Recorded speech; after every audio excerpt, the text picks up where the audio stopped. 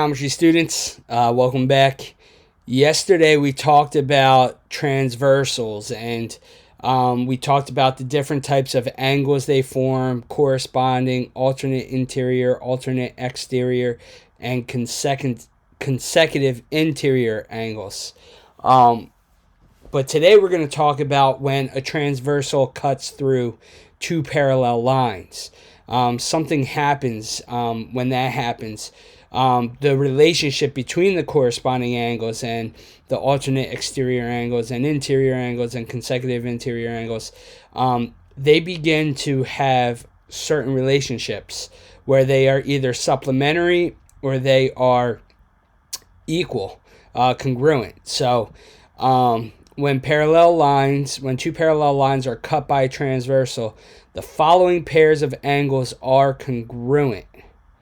So congruent would be the corresponding angles, the alternate interior angles, and alternate exterior angles. So I want to show you the corresponding angles, and I'm going to do them in red. So angle 1 would correspond with angle 5. Remember, this is where if we cut this line and just shifted it down, angle 1 would overlay on angle 5, angle 2 would overlay on angle 6, angle 4 would lay on top of angle 8, and 3 would lay on angle 7. So those are called corresponding angles. And then we had our alternate interior angles. So alternate interior angles would have been 4 is an alternate interior angle with 6, and they are congruent. The other alternate interior angle would be 3 and 5, and those two are congruent with each other. So alternate interior, the transversal, alternate sides, and then on the interior of these two parallel lines. Then we had alternate exterior angles. So we have angle 1 is on the exterior, and the alternate would be angle 7, and those two are congruent with each other. And so would angle 2 and angle 8 would be congruent with each other because they are alternate sides of the transversal and exterior from the two lines. So another thing that they tell us is consecutive interior angles. So angle 4 and 5 would be consecutive interior angles. They are supplementary, so they add up to 180 degrees. So that's important to know. And angle 3 and 6, they are also consecutive interior angles as well. So they tell us measure of angle 2 is 75 degrees. 75 degrees. So I can look at this, and before I even do anything, I can tell you what each angle is. First thing I want to do is I'm going to do 180 minus 75, and that's just because that's going to tell me what my supplementary angles are going to be. 1 and 2, they form a linear pair, so angle 1 would be 105. So I'm going to do that in a different color actually. I'll do that in red. 105. So I'm going to go through, before I even look at any of this stuff on the left, I'm just going to write in what my angle measures are. Angle 1 and angle 3 are vertical pairs, so that would mean angle 3 is also 105. And angle 2 and 3 make a linear pair, so that makes sense. Angle 5 is a corresponding angle with angle 1, so that is also 105 degrees. And angle 7 corresponds with angle 3, so that is 105 degrees. And so those are my 105s. Then I'm going to look at my 75s. So angle 4 is a vertical angle with angle 2, so that's one way to do it. But also 1 and 4 make a linear pair, and so do 4 and 3. So they would have to be 75. 6 corresponds with 2, and it's also an alternate interior angle with 4, so that would mean that it is also 75 degrees. And angle 8 is an alternate exterior angle with angle 2, so So that would make it 75 degrees as well. So they said angle 1 is 105. We got that. Angle 3 is 105. Angle 4 is 75. Angle 5 is 105. Angle 6 is 75. Angle 7 is 105. And angle 8 is 75. So we got all of them right. And notice the choices. They say it forms a linear pair. Forms a linear pair. Vertical angles are congruent. Alternate interior angles are congruent. So angle 5 and angle 3 are alternate interior angles. They are congruent. Corresponding angles 6 and 2. 6 and 2. Corresponding angles are congruent. 7 and 3 are corresponding angles. So angles 7 and 3, well, congruent.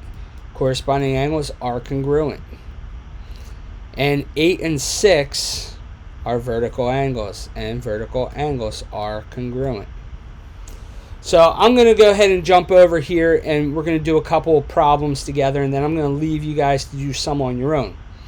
So first thing I want to do is I want to recognize that we have two sets of parallel lines. That's what this arrow here and here means. These little triangles. See how they both have one triangle? P and Q are parallel. So P is parallel to Q. And the two triangles here means that M is parallel to N. Alright? So measure of angle 3 is 102 degrees. So I'm going to put 102 right here. And I'm going to sit there and I'm going to mark all of the angles that are congruent to 102, to angle 3. And I'm going to put our arch. So angle 1 is congruent to 103.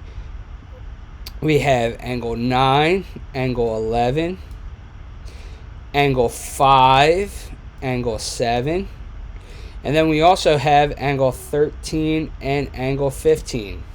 Just by definition of what we're dealing with.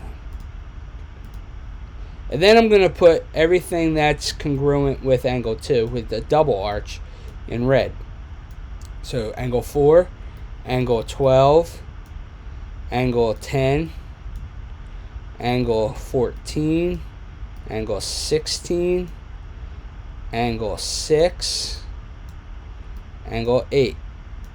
So they're all matching up. So what we have is either the angle is going to equal, measure of whatever the angle is going to equal 102, or the measure of the angle is going to be 180 minus 102, which is 78. So now that we have that set up, all we have to do is look at angle 5. Where's angle 5? Angle 5 is right here. And angle 5 corresponds with the 102, so it's 102 degrees. And how do I know that? Because angle 5 is a corresponding angle with angle 1, or an alternate interior angle with angle 3. So number 2, angle 6. Angle 6 is right here. It's in red. And we know that angle 2 is 78 because angle 2 and 3 form a linear pair. So we have that 2 and 6 are corresponding angles. So they would be equal. So that would mean angle 6 is 78 degrees. And so that's what you're doing. Angle 11. Angle 11 is a corresponding angle with angle 3. So they're equal. So that's going to be 102 degrees. So I'm going to leave number 4, 5, and 6 for you guys to do. But you just need to look at what you got. So now this one's going to be a little bit different, right? So we have two transversals here. So we have W is parallel to V. That's what these markings tell us, right? So that means P is a transversal. So then that means that angles 1, 2, 3, and 4 correspond with 9, 10, 11, and 12. And we have Q as a transversal, meaning that these pairs match up.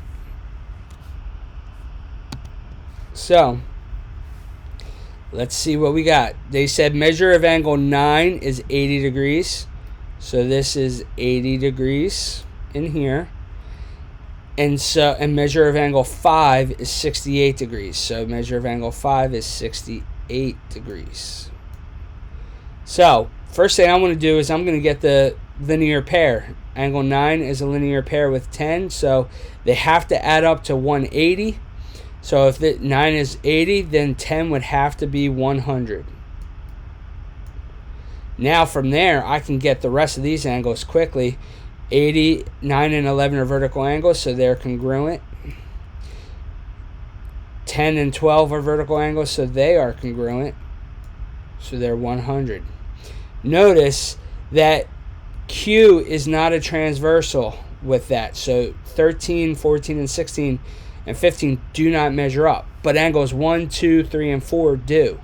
So I'm going to go ahead and put those in blue. Angle 1 corresponds with angle 9, so that would mean that angle 1 is 80 degrees. Angle 2 corresponds with angle 10, so that would be 100 degrees. Angle 3 and so forth, 80 degrees and 100 degrees. So I'm going to do angles 1, 2, 3, 4, and 9, 10, 11, and 12, and you guys are going to have to do this transversal on your own. So angle 12, we said it was a linear pair with angle 9, so angle 12 is 100 degrees because they form a linear pair. Angle 1, we said, is corresponding with angle 9, so they correspond, they line up with each other, so angle 1 would be 80 degrees. Angle 4